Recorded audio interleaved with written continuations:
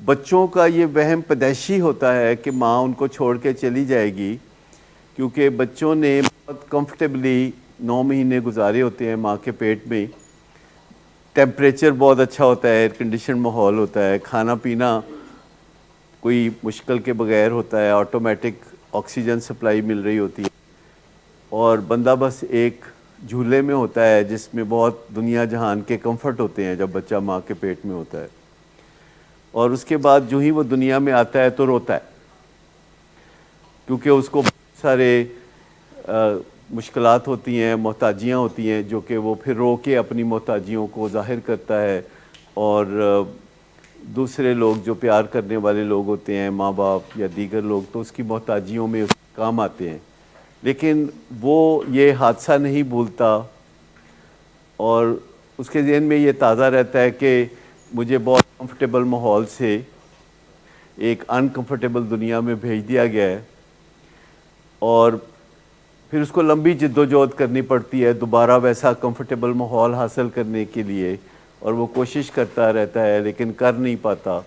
لیکن اگر اس کی ماں اٹھ کے دوسرے کمرے میں جاتی ہے تو بچہ سمجھتا ہے کہ میری ماں مجھے چھوڑ کے چلی گئی ہے.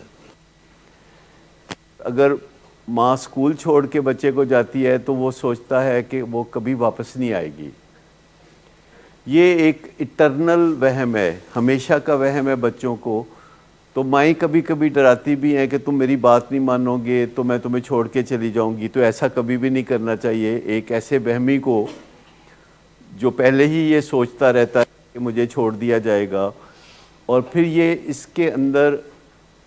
اور بھی وہ نتیجے نکالتا ہے کہ اگر میری ماں مجھے چھوڑ جائے گی تو پھر میرا باپ بھی مجھے چھوڑ جائے گا، اور پھر میرے دوست بھی مجھے چھوڑ جائیں گے، اور پھر جو ہے میری بیوی بھی مجھے چھوڑ جائے گی، یا میرا خامد مجھے چھوڑ جائے گا. تو یہ جو ایک انسان کا خوف ہے کہ مجھے چھوڑ دیا جائے گا، مجھے ایبنڈن کر دیا جائے گا، مجھے دور کر دیا جائے گا، یہ